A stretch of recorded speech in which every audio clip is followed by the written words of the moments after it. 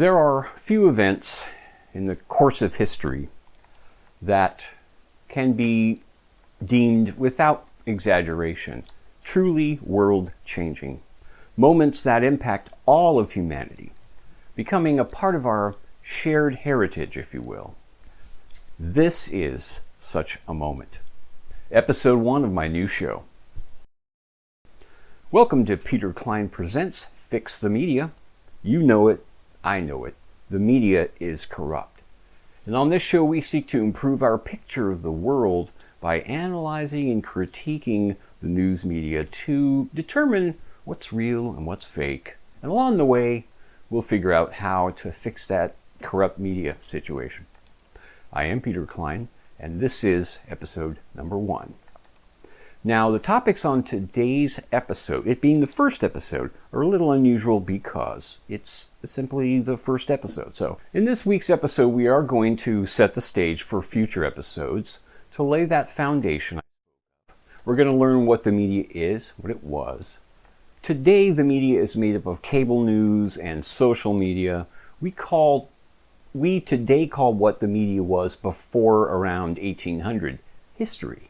History and the media are two sides of the same coin. Today, news media in particular is in peril. You've certainly heard the term fake news. What about fake history, right? Also in this episode, I'll share with you what I've learned during the past few years that I've been away from independent reporting in social media.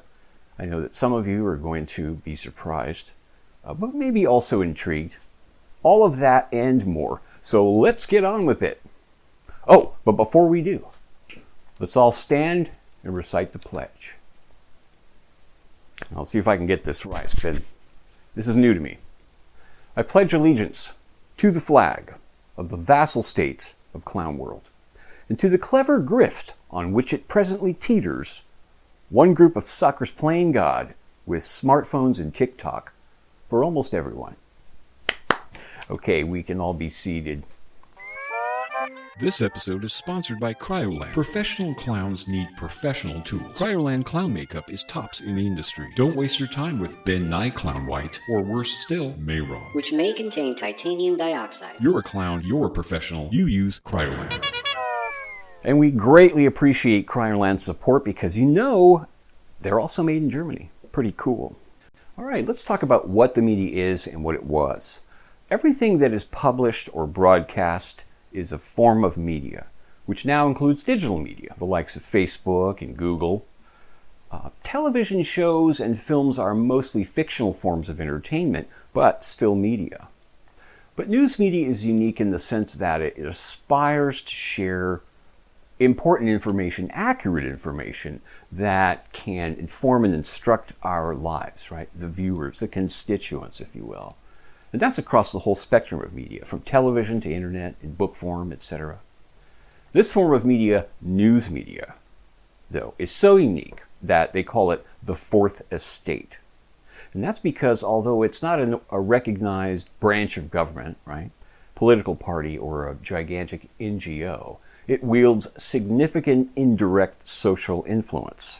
Plus, it gets a little hazy as we've seen the actual birth of new media venues through cable, TV, and the internet. For example, the New York Times now publishes online, but so does Vice, and so does the Young Turks, if you haven't heard of them. Oh, they're great.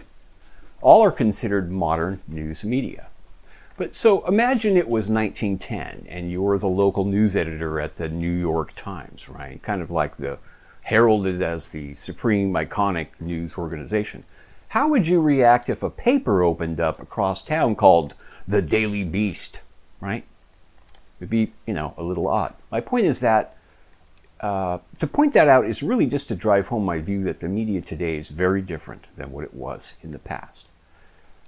Now, that isn't to imply that the scientific journals and major newspapers and history books back then weren't up to no good, because no, they were. Definitely.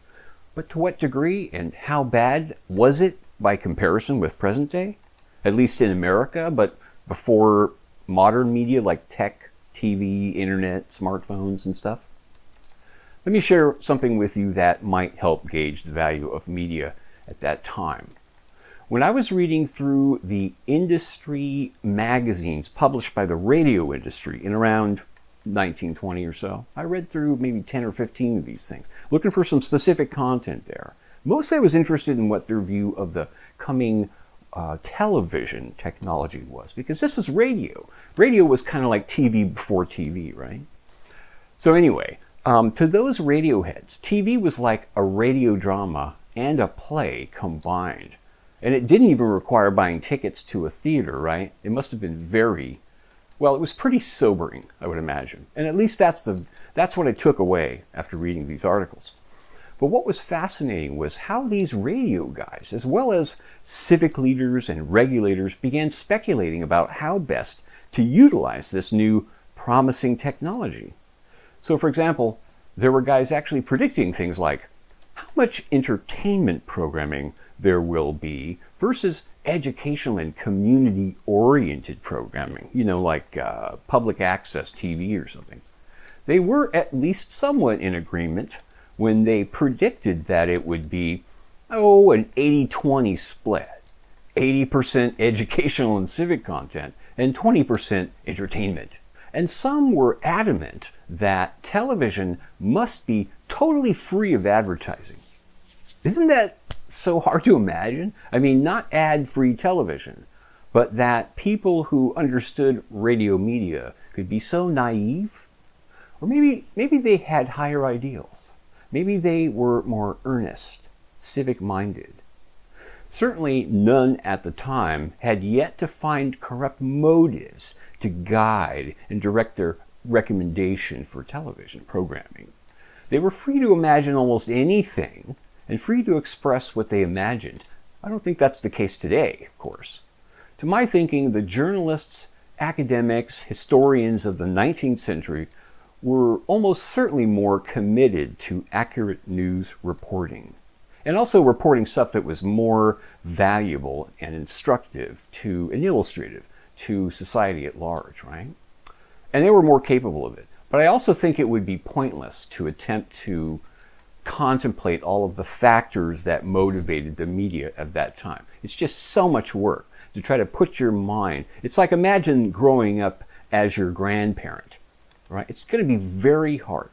It seems you could do it, but at the same time, you could be so completely confused and overlook something so critical that really colored their whole world, but you never picked up on, but they did, being that they were from that time. You understand? Whether you're tuning in through BitChute, Twitch, Brighteon, or by the grace of God, YouTube, whatever platform, click subscribe right now. Sub this channel. You can always unsubscribe later. Then head over to peterklein.live for more info and links to shows on your favorite platform.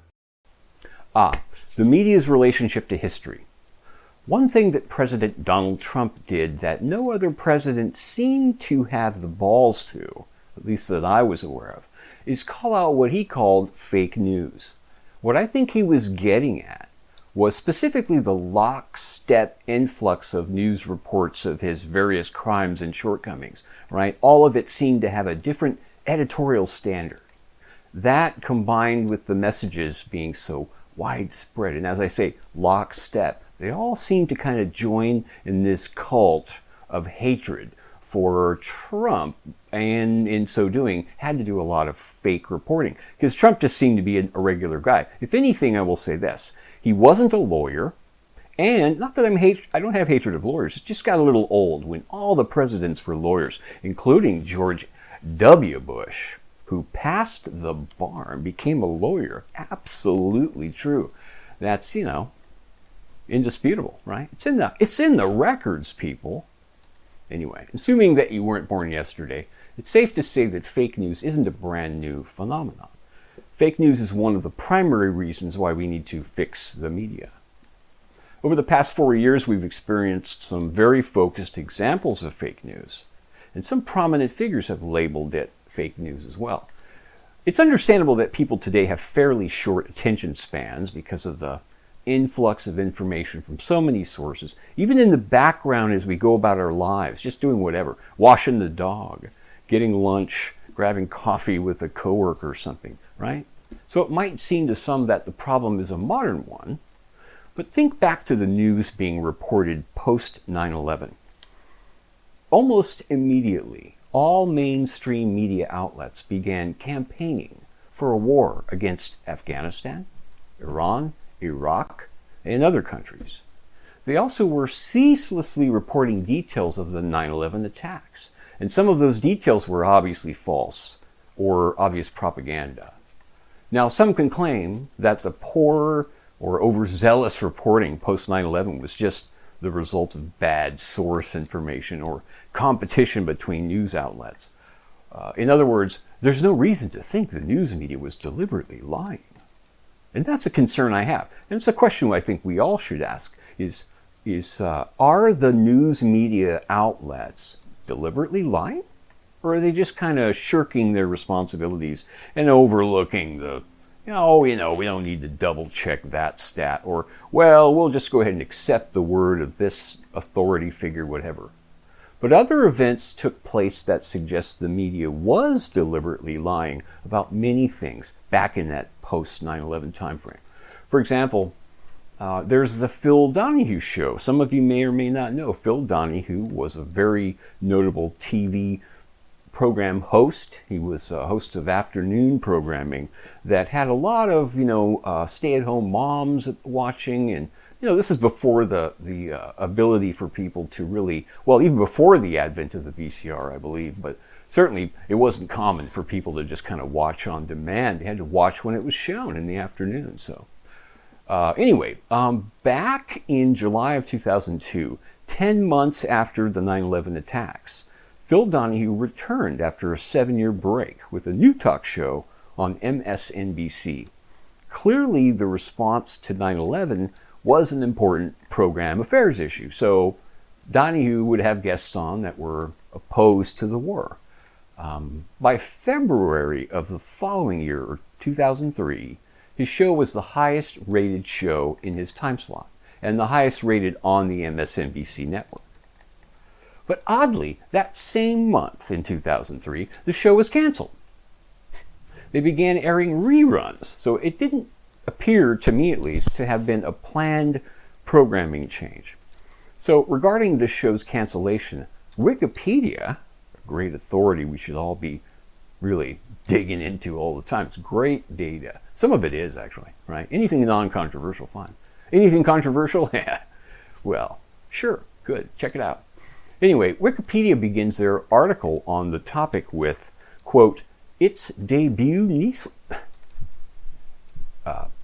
Wikipedia begins their article on the topic with, quote, its debut Nielsen ratings were strong, but its audience evaporated over the following months. In late August of 2002, it got one of the lowest possible ratings, a 0.1, less than MSNBC's average for the day of 0.2.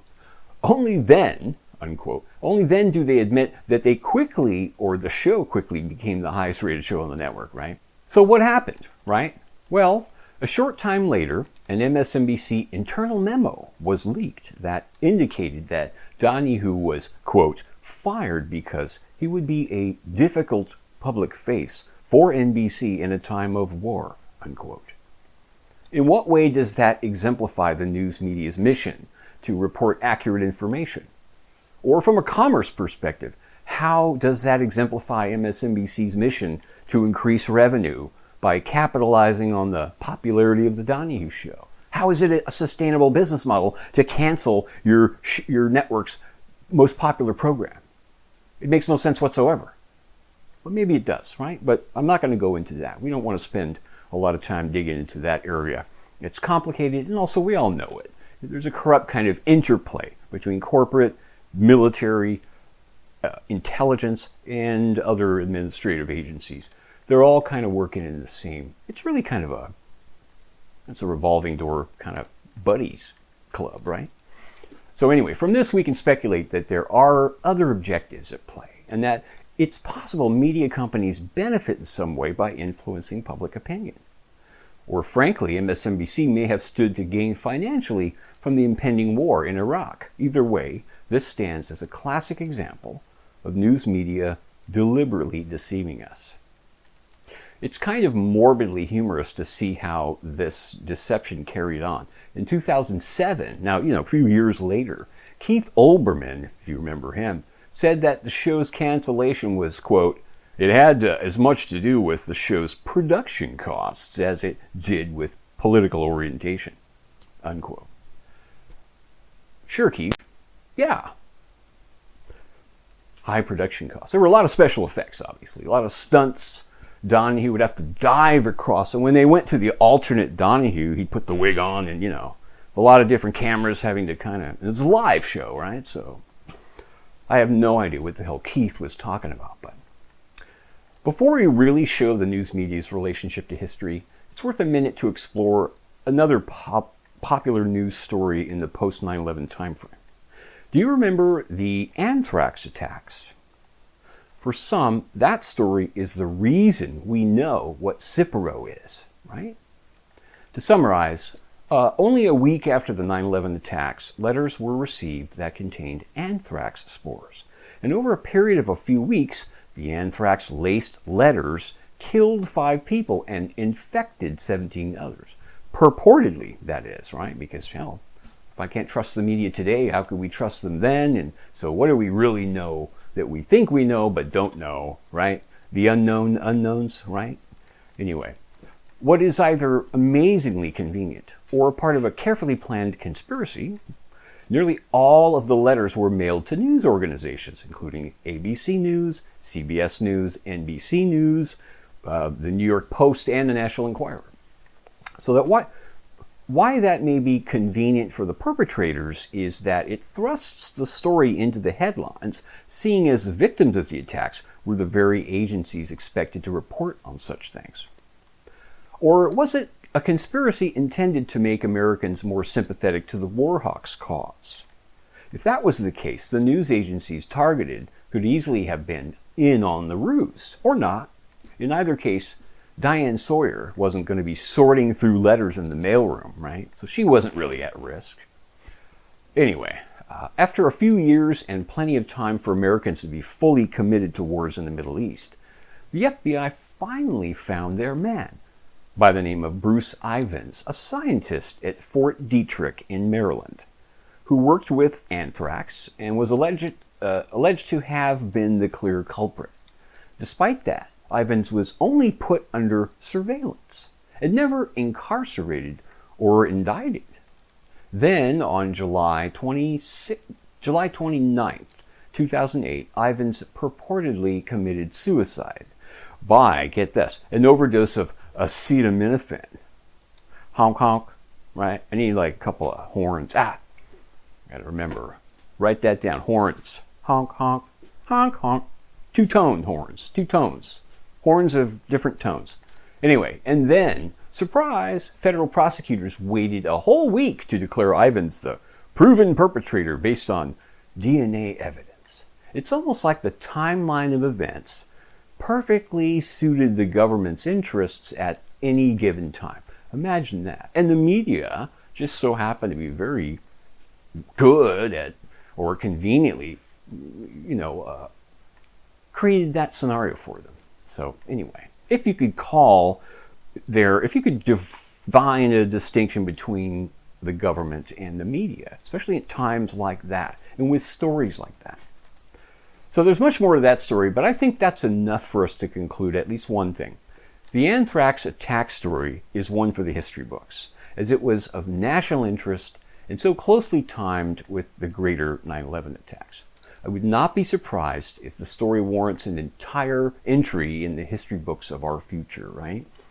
So when I speak of the relationship between the news media and history, this is what I mean. Oh, and one other thing about the anthrax attacks.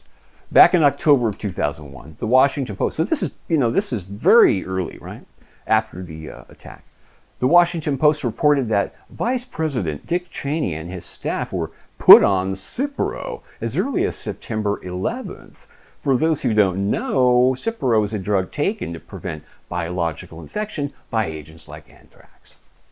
So, to my thinking, this is just another indication that the news media is corrupt, and in this case potentially acting as the mouthpiece for a corrupt government. And to further support that theory, we have only to read the next line in that Washington Post article, which reads, quote, "At that time, nobody could guess the dimensions of the terrorists' plot." Yeah, sure. Except maybe if Cheney and his staff were the terrorists, then they probably, that's kind of how that works. Now, mind you, that's printed as the opinion of the author, supposedly reporting on the story. She not only doesn't take a skeptical approach or even pragmatically stick to the facts as known, she instead reports unquestioningly as if statements by officials are beyond question. That is not the point of the media. They need to be able to question officials. It's probably one of the most, amongst a handful of priority duties of media representatives, in my humble opinion. And I think you may agree. If anything, we're not asking for perfection. We just want some people who are going to do their work, and they aren't going to be shifty, shafty working deals on the back end. It's pathetic. And it's so painfully obvious. And it seems like we can't do anything. But I think we can't. Fix the media isn't just about me blabbing to a camera. No. Anyway, we'll get to that. This is, baby steps. There's little doubt that the news media reported lies when covering the anthrax story, at least small details, and possibly major components of the narrative. It's even possible that they knew they were reporting lies. Lies aren't always lies deliberately told by each person, right, along the chain. Some people are kind of duped into it, and they themselves may be too ignorant of the truth to understand that. So at minimum, it's very possible the FBI or other agencies lied to cover up either incompetency or corruption. Over the years, I've received emails and comments from people saying things like, "Your videos have changed my life," or "I've become accustomed to your voice," and other corny sentiments. Those messages did get to me. What a freaking nut job! My plan is to focus on independent news production full-time, supplemented by my freelance work and, you guessed it, supporter contributions. So, if you've ever made a contribution to James Corbett, Tim Pool, or whomever, please consider doing the same for me. A one-time contribution by PayPal or a monthly contribution by Patreon. For $5 or $10, patrons will get access to a weekly live stream I'm working on, which I'm calling Apocalypse Workshop. Learn how to not only survive, but thrive in Clown World. So head over to either paypal.me/TNN or patreon.com/Peter Klein and give, if you're able. And if you don't support my work, how could you live with yourself? By the way, patrons will get immediate access to all my videos from both TNN and IMS. I think it's well over 150 programs and documentaries. Welcome back. In today's world, with countless databases of official records, video surveillance, many news source options, and a large population covering up impropriety isn't effortless, but it is easier for the authorities that oversee themselves or have the protection of other friendly agencies and a complicit media willing to report what they are told without question. One can imagine how it might be possible to completely fabricate present-day news, which becomes the historical record of the future. Now, imagine how easy it might have been for the authorities of past civilizations to fabricate history before photography, communication technology, or even widespread literacy, right? Some of our shared history is derived from single documents or accounts, a kind of Rosetta Stone. Even when there is some form of corroboration, who's to say it wasn't biased or based too much on faith in the authorities or of the original source? What may have begun as a simple misunderstanding or a delightful misunderstanding can grow into hard history written in stone. So, of course, if you begin to question present-day narratives or even the historical record, you're labeled a conspiracy theorist. Awesome. But I find that if the skeptic, yourself, myself, simply remains undaunted and presents any evidence, the accusers have no ability to respond convincingly, right? Because they've already hit you with their lowest blow, conspiracy theory. And what's left, right? Well, really, they don't know what to do at that point, right? They know just get away. Danger, danger. When challenged for questioning historical narratives, simply respond with, quote, "Did you know that Michelangelo began his career as an art forger?" It appears to be true that artists of his time were inclined to pass off their works as old works of antiquity. In Michelangelo's case, he is said to have created a sculpture in an antiquated style and then aged it in some fashion in order for a dealer to pass it off as a much older work. And apparently that was very common. I have only recently come to understand that, but it really kind of changes things. And most people aren't told about this, right? And organizations like Wikipedia are reluctant to document it in any great detail. They certainly aren't going to put it as bullet point number 1. Now, some scholars have estimated that as many as 50% of all documents from the Carolingian period were forged. Everything from ancient maps to the donation of Constantine were found to be forged. And this is admitted. This isn't the stuff that they're still unsure that they're willing to admit. You don't want to be the first, because you could be a conspiracy theorist, correct? So the consequences to world events vary from inconsequential to pivotal. In the case of the donation of Constantine, Rome and much of Italy was considered the property of the Pope, a gift from the Emperor Constantine the Great. Hundreds of years later, future popes acted on the belief that the document was real. Now, here's a really bizarre and interesting example. Did you know that recent analysis seems to prove that Latin, the language, was never a spoken language? It is being suggested that it was a kind of legalese used only for legal and other purposes. And not only that, it seems to have been derived from the Slavonic languages. Wikipedia still reports that Latin was the dominant spoken language of the Roman state, but that's at odds with what's being determined and being stated outright by institutions that are authorities in these areas, right? So how many issues are like that floating out there, right? Have you ever heard of the Zodiac Killer? Given what I've been sharing, consider the significance when Wikipedia reports, quote, "The unidentified killer originated the name in a series of taunting letters and cards sent to the San Francisco Bay Area press," unquote. How curious. Anytime you involve the press in the story, well, when the illustrator Frederick Remington went to Cuba to cover the purported Cuban Revolution, he sent a cable back to William Randolph Hearst, owner of the San Francisco Examiner and other newspapers. He reported that there was no war. Now, Hearst is then allegedly said to have replied, "You furnish the pictures, I'll furnish the war." So if we combine the narratives of the Zodiac Killer and the Cuban Revolution, maybe the quote could read, "You finish the murders, I'll furnish the serial killer." One can argue that it was the advent of TV news that marked the shift to our current situation. Or maybe it was Ted Turner's CNN or cable news in general.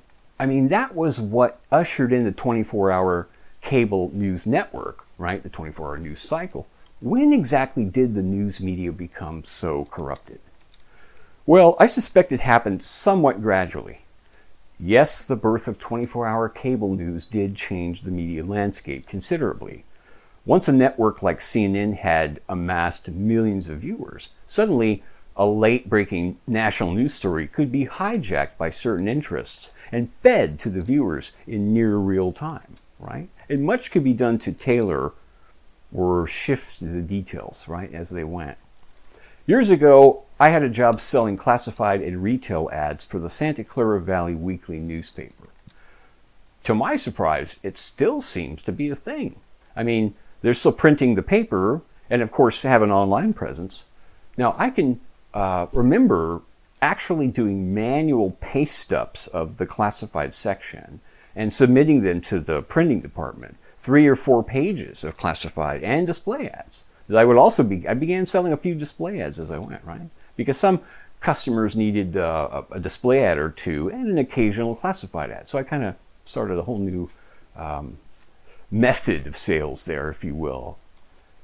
Anyway, they would then, this other department would then cut them up to fit with the rest of the publication, right? So that everything fit nicely together.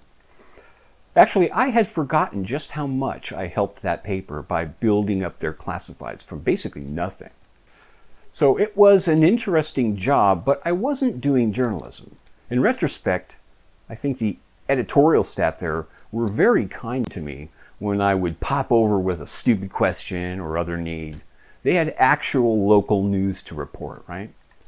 Well, it turns out their publisher, Miles Barber, is starting to take some heat and the paper is floundering. Anyway, I bring all of this up because the newspaper business is, in general, the newspaper business is slowly dying.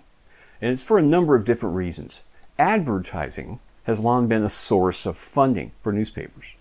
But you can imagine what the internet age has done to that aspect of the business. In 2003, print media earned $45 billion from ad sales. I mean, basically 10 years later, in 2014, it only brought in $16.5 billion, and that's not adjusted for inflation. So that's tanked, right? Huge, and that's billions. Classified ad revenue has suffered the greatest loss, which makes sense considering the online options now available to people like eBay and Craigslist. But it's not like we can blame Craigslist for the corruption of news media, right? So it may not have been strictly based on market trends and economics from that standpoint. The present consolidation of media is unprecedented. You know it's true. You've seen it. Just 6 major corporations now. And I think it was just reduced to 5 potentially, but I'm not certain, so don't quote me on that. But it certainly is. I'm surprised we even have 2 political parties in this country anymore. And so why bother having 6 major news corporations? Maybe they need 6 because of being global in scale. And it's maybe too difficult to consolidate all of the world's media into just a handful, right? So 6 is one more than a handful, right? And they haven't been advertising the corners they've cut in this process, right, as the markets tank. Most news outfits have closed most or all overseas bureaus. Newspapers disappear steadily. The Boston Globe has less than half the weekly readers it did in 2004. And that's a huge drop in a fairly short period of time. What about TV viewership, you ask? Well, Nielsen ratings are no less rigged than job or unemployment stats. Word on the street is that MSNBC has never been in the black, and CNN no longer earns its keep, right? Which is unusual because why are they still there? We're either allowed to fail, fancy news puppets are in the wings to occupy that channel space. So if the public wants its rightful slice of prime media real estate, they can do so as pirates. Are you still waiting for a news outfit in a major market anywhere in the world to report the truth about CIA drug dealing or 9/11? If not, why? Do you think they've concocted the perfect mix of distraction and apathy somehow and lobotomized the world? I mean, maybe so. Whatever the reason, opposing economic interests alone doesn't account for that.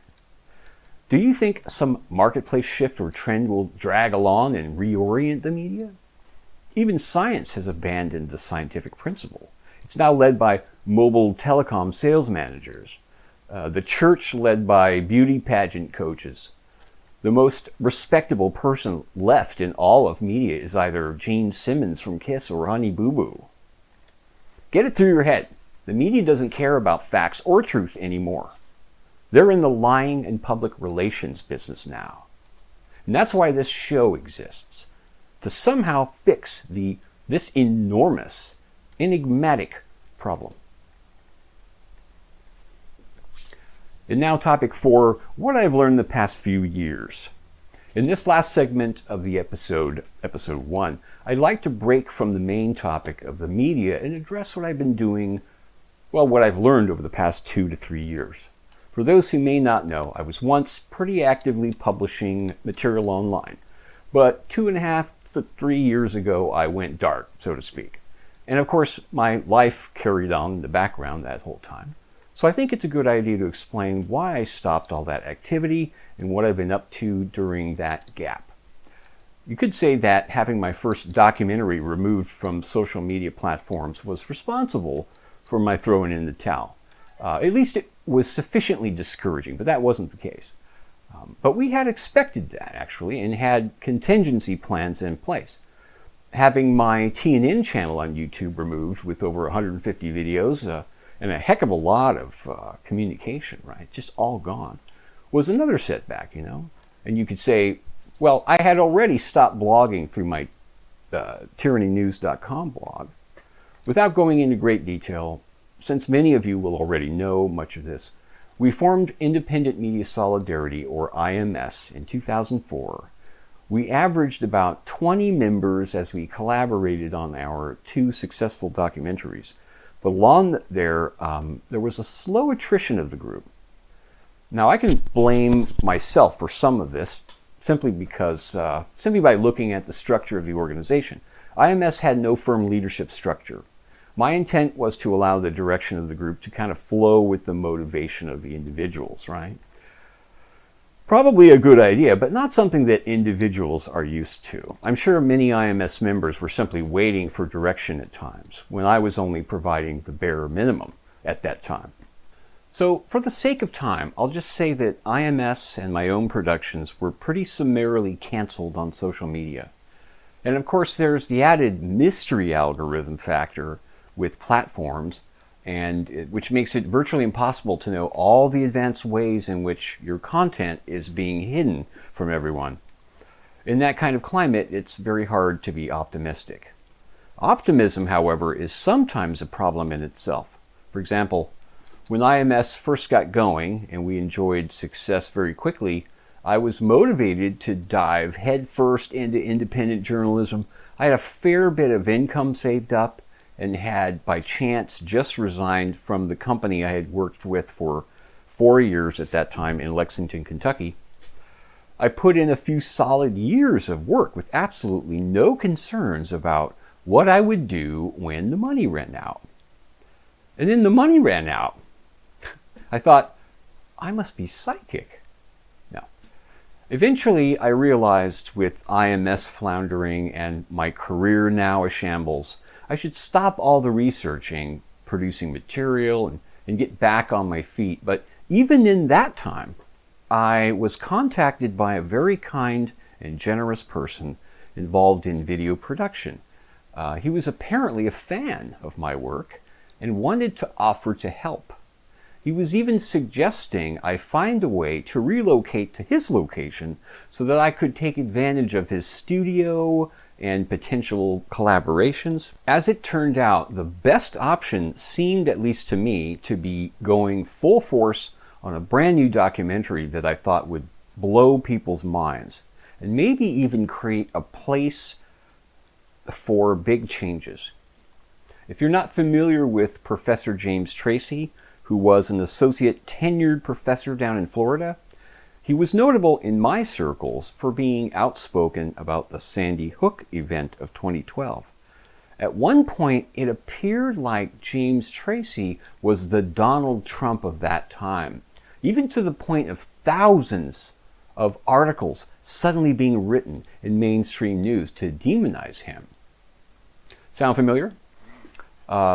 Then, to my astonishment, and to the astonishment of many, his university fired him, claiming a simple paperwork snafu.